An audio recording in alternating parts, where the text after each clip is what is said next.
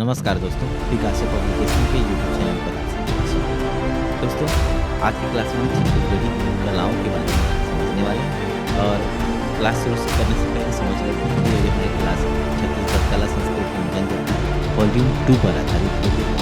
इसे लिखा है डॉक्टर एस डी चौबे और नीलेश सिंह ने। तो आइए शुरू करते हैं आज का पहला टॉपिक, छत्तीसगढ़ी कलाएँ। छत्तीसगढ़ी कलाओं में सबसे पहली कला है कंघी कला। छत्तीसगढ़ आदिवासियों में अनेक प्रकार की कंघियों का प्राचीन काल से ही प्रचल रहा है।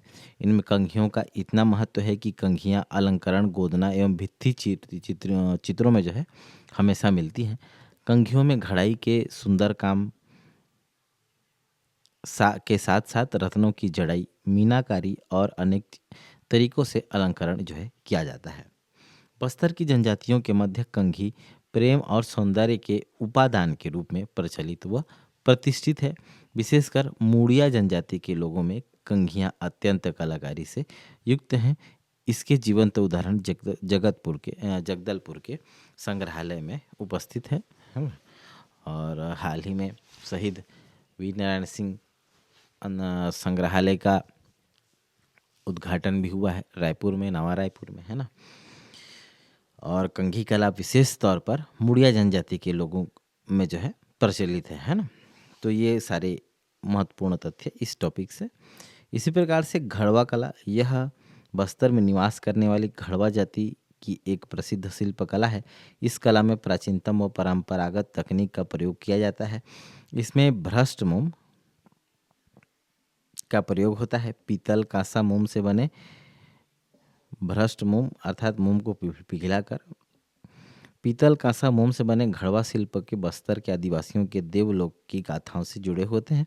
राष्ट्रीय पुरस्कार प्राप्त प्रदेश के घड़वा कलाकार श्री मानिक घड़वा और पदम सुखचंद व संजय सिदार आदि हैं। इनका प्रमुख केंद्र जो है कोंडागांव, बस्तर एवं रायगढ़ है।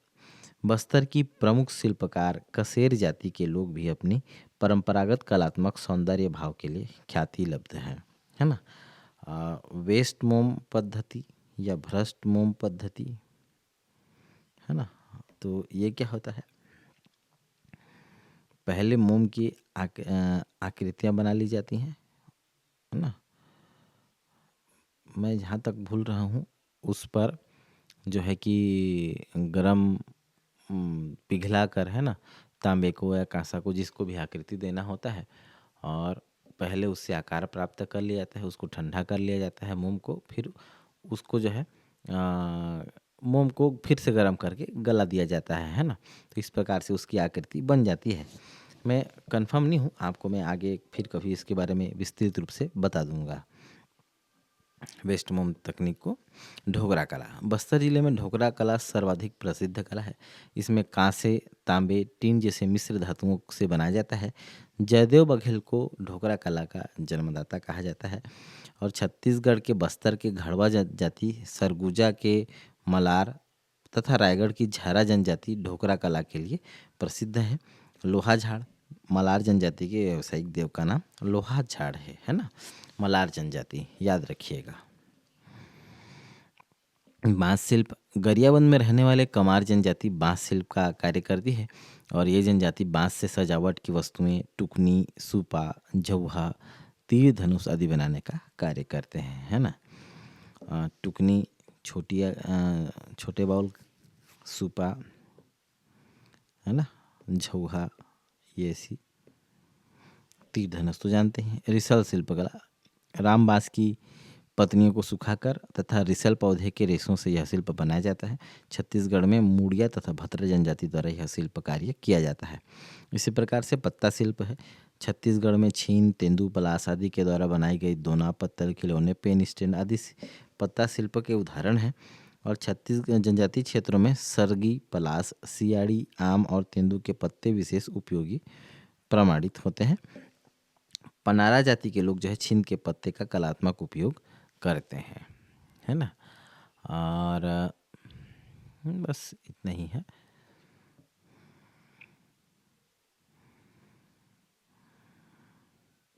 तुम्बा शिल्प, लौकी की खोल पर की गई विशेष आकृति को तुम्बा, इसको आम बोलचाल में तुमा भी कहा जाता है। और ये तुमा जो है पहले के समय में पानी पीने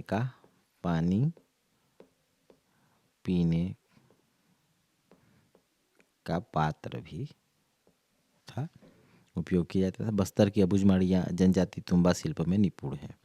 प्रस्तर शिल्प, पत्थरों पर की गई शिल्पकारी को प्रस्तर शिल्प के नाम से जाना जाता है और छत्तीसगढ़ के बहुमुखी प्रतिभा के धनी गेंदराम सागर को प्रस्तर शिल्प के लिए अनेक सम्मान दिए गए हैं। इनके द्वारा लिखित पुस्तक धरती मोर प्राण है ना। कोरंडम कास्ट कला, कोरंडम की कटाई छटाई व इसे पॉलिश कर विशेष आकृतियाँ दी जाती है। छत्तीसगढ़ में कोरंडम कास्ट कला गरियाबंद, नारायणपुर, महासमुंद आदि में प्रचलित है।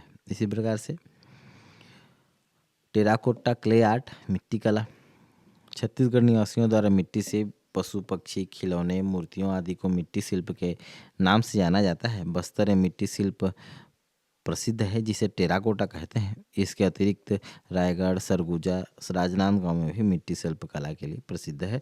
सरगुजा के सोनाबाई रजवार मिट्टी शिल्प कला के लिए राष्ट्रीय स्तर पर विख्यात शिल्पकार हैं। इसी प्रकार से मुखौटा कला, मुखौटा मुख का प्रतिरूप है। छत्तीसगढ़ के आदिवासियों में नृत्य, नाट्य, उत्सव आदि अवसरों में मुखौटा धारण करने की परंपरा है और भद्रा जनजाति जो है मुखौटा कला के लिए पूरे बस्तर संभाग में प्रसिद्ध है। घेरता उत्सव मुखौटे का उपयोग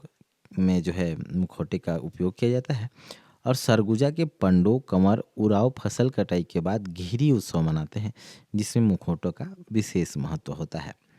शिल्प गुरु राष्ट्रीय सम्मान प्राप्त शिल्पकारों की बात करें तो सोन्नाबाई राजवार मिट्टी शिल्पकला सरगुजा, गोविंद राम झारा घड़वा शिल्पकला रायगढ़ की और जयदेव बघेल ढोकरा शिल्पकला बस्तर, इन तीनों को जो है शिल्प गुरु राष्ट्रीय सम्मान से सम्मानित किया जा चुका है। कला संबंधित जनजाति और उनसे जो जुड़े विशेष तथ्यों को समझते हैं। गंगी कला जो है मुरिया जनजाति में प्रचलित है और इसके जीवंत उदाहरण जगदलपुर के संग्रहालय में उपस्थित है। घड़वा कला घड़वा एवं कसेर जनजाति में और इसे वेस्ट मोम तकनीक या भ्रष्ट मोम का प्रयोग होता है। पीतल, कांसा और मोम के घड़वा शिल्प किए जाते हैं। इसका प्रमुख केंद्र जो है कोंडागांव, बस्तर, रायगढ़ है। पीछे जैसे हमने पढ़ा, गोविंद राम झाड़ा घड़वा शिल्प के लिए राष्ट्रीय सम्मान प्राप्त करता है। ढोकरा शिल्प कला जो है बस्तर के घड़वा, सरगुजा के मलारा और रायगढ़ के झारा में प्रचलित है। लौह शिल्प कला मुरिया जनजाति मुरिया जनजाति में प्रचलित है। काष्ठ शिल्प कला मुरिया जनजाति में, बांस शिल्प कला कमार जनजाति में, पत्ता शिल्प कला पनार जनजाति में। इसी प्रकार से तुम्बा जो है अबुझमाड़िया जनजाति में जो कि लौकी के खोल पर बनाया जाता है। रिसल शिल्प कला मुड़िया जनजाति में तथा भद्रा जनजाति में राम बांस की पत्तियों को सुखा कर जो है यह शिल्प किया जाता है। इसी प्रकार से बांस शिल्प जो है कमार जनजाति में, पत्ता शिल्प पनार जनजाति में, तुम्बा शिल्प अबुझमाड़िया में, रिसल मुड़िया भद्रा में, है ना, ये पीछे रिपीटेड है ना। प्रस्तर शिल्प सभी जनजाति में, गेंदराम सागर प्रस्तर शिल्प कला के लिए प्रसिद्ध है। मिट्टी शिल्प जो है सरगुजा के सोन्नाबाई रजवार मिट्टी शिल्प के लिए प्रसिद्ध है और उन्हें राष्ट्रीय शिल्प गुरु सम्मान भी प्राप्त हो चुका है। इसी प्रकार से मुखौटा कला भद्रा जनजाति में प्रचलित है। सरगुजा संभाग में घिरी उत्सव में विशेष रूप से मुखौटों का जो है महत्व है। प्रमुख जनजाति व्यक्तित्वों को समझते हैं और इनको 3 भागों में बांटकर पढ़ेंगे, जनजाति, व्यक्ति और व्यक्तित्व विशेष, है ना। कंवर जनजाति की बात करते हैं तो गहिरा गुरु का नाम प्रमुख आता है। गहिरा गुरु नाम से गहिरा गुरु यूनिवर्सिटी भी है। कहाँ? कमेंट बॉक्स में बताइएगा। जन्म 1905 में गहिरा ग्राम रायगढ़ में। मूल नाम रामेश्वर था। सतनाम धर्म संत समाज के वे संस्थापक थे और गहिरा गुरु आश्रम जो है कैलाश गुफा जसपुर में उन्होंने स्थापित किया था। माड़िया जनजाति में चेंद्रू मंडावी, है ना, टाइगर बॉय और टाइगर फ्रेंड टेबू और इनके नाम से फिल्म है द जंगल सागा। ये हॉलीवुड फिल्म था और 1997 में इसने ऑस्कर अवार्ड जीता था। माड़िया जनजाति से महेंद्र कर्मा और 2005 में यह सलवा जुड़ुम 2005 में इन्होंने आंदोलन नक्सलियों को घर वापसी हेतु चालू किया था। इसका अर्थ है शांति की ओर लौटो और आम समाज को के लोगों को जो है ट्रेनिंग देकर उन्हें नक्सलियों के लिए लड़ने के लिए और नक्सलियों के घर वापसी के लिए उनको प्रेरित किया जाता था।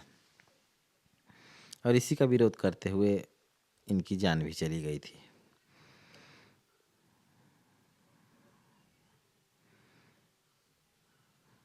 आगे देखते हैं। कोयतूर जनजाति में कंगला माझी, हीरा सिंह देव कांगे इनका मूल नाम था और ये तेलावट ग्राम के निवासी थे और इनका विवाह बिरझा देवी से और राजमाता फुलवा देवी कांगे से हुआ था। गोंड जनजाति में भंवर सिंह पोर्ते, इनके नाम से आदिवासी विकास के एवं उत्थान के क्षेत्र में राज्य अलंकरण पुरस्कार दिया जाता है भंवर सिंह पोर्ते के सम्मान में। इसी प्रकार से बिंझवार जनजाति में शहीद वीर नारायण सिंह सोना खान विद्रोह के प्रमुख नेता थे। धुरवा जनजाति में प्रमुख व्यक्ति थे गुंडाधुर, भूमकाल विद्रोह के प्रमुख नेता थे। अबुझमाड़ जनजाति में गेंद सिंह परलकोर विद्रोह के प्रमुख नेता थे। उराव जनजाति में जतरा भगत ताना भगत आंदोलन के प्रमुख नेता थे। गोंड जनजाति में रानी दुर्गावती गोंडवाना क्षेत्र की कुशल महिला शासिका थी और मुंडा जनजाति में बिरसा मुंडा छोटा नागपुर के मुंडा विद्रोह के प्रमुख नेता थे। इसी प्रकार सड़क मेघ बाबूराव 1857 की क्रांति में चंद्रपुर जिले से शहीद हुए थे। उनकी प्राथमिक शिक्षा रायपुर से प्रारंभ हुई थी। भतरा जनजाति में जकरकन भूमकाल विद्रोह के योद्धा छत्तीसगढ़ शासन एवं इनकी स्मृति में जो है शहीद जकरकन भतरा शासकीय महाविद्यालय बकावंड के से नाम से किया गया है। इसी प्रकार से हलवा जनजाति में सुखदेव पातर के भाषण से प्रभावित होकर भानु प्रतापपुर एवं आसपास के लोगों ने स्वदेशी वस्तुओं को अपनाना प्रारंभ किया। साथ ही झंडा सत्याग्रह का भी सुखदेव पातर, इंद्रू केवट, कंगलू कुम्हार ने नेतृत्व किया था। पातर अर्थात छत्तीसगढ़ी में इसको पतला कहा जाता है। इसी प्रकार से कंडरा जनजाति में राजा धर्मन प्रमुख व्यक्तित्व हैं। धर्मदेव के गढ़िया पहाड़ को अपनी राजधानी बनाकर किले का निर्माण करवाया था। गढ़िया पहाड़ पर एक तालाब भी धर्मदेव कंडरा राजा ने अपनी प्रजा के जलापूर्ति के लिए खुदवाया था। कला से जुड़े व्यक्तित्वों को समझते हैं, है ना। और इनमें प्रमुख व्यक्तित्व हैं दिग्पाल सिंह। सन 1823 में दिग्पाल सिंह ने खैरागढ़ के सिंहासन पे का पदभार संभाला था और दिग्पाल सिंह गंधर्व विद्या में पारंगत थे। दिग्पाल सिंह बीड़ा बजाने में पारंगत थे तथा संगीत की प्रस्तुतिकरण में भी माहिर थे, है ना। इसी प्रकार से हिमाचल दास, ये राजनांदगांव रियासत थे और इनके गायन की प्रसिद्धि दूर दूर तक थी। रतन दास हैं राजनांदगांव से और ये राजा महंत घासीदास जी के भाई थे और रतन दास गायन कला में निपुण थे।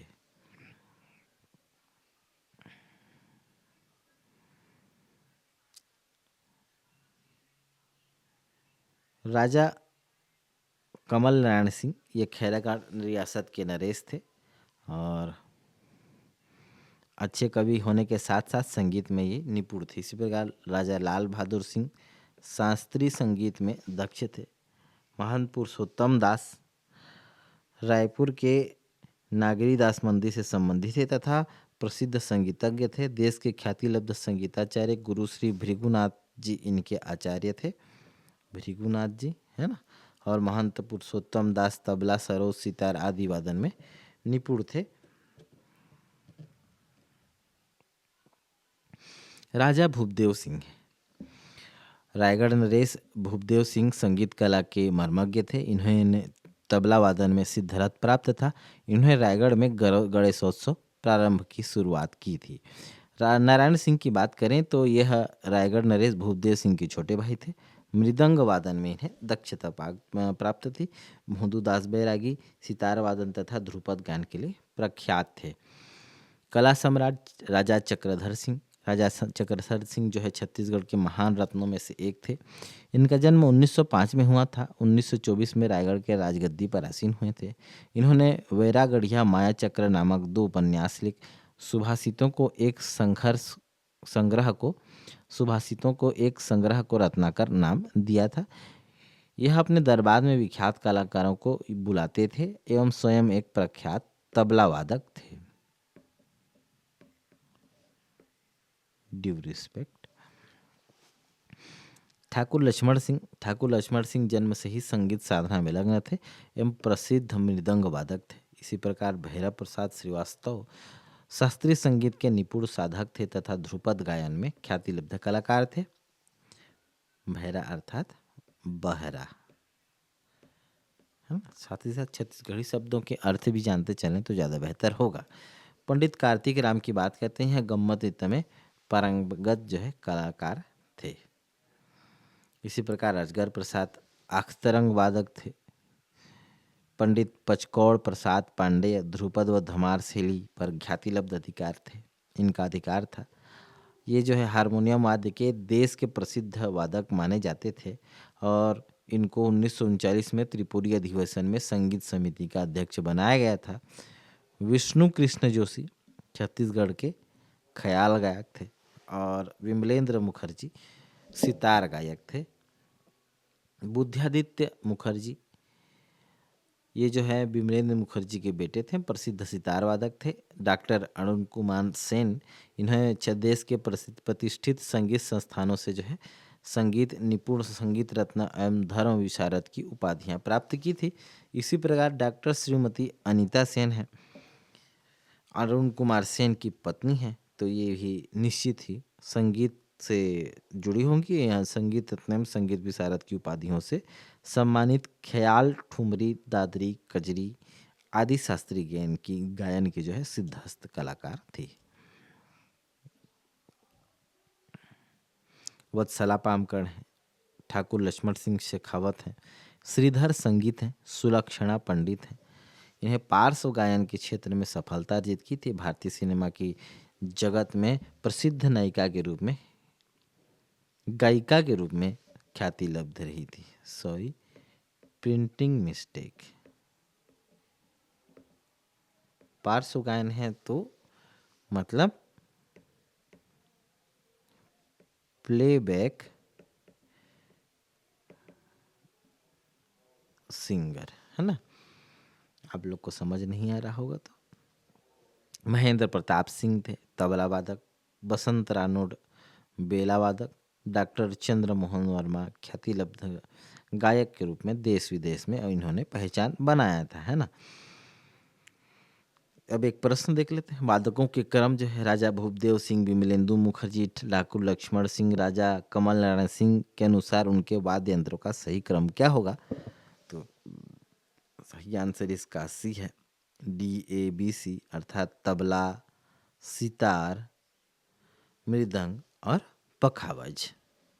मतलब कहने का तात्पर्य है परीक्षा में पूछे गए सवाल हैं, आपको यूं ही नहीं पढ़ाया जा रहा है।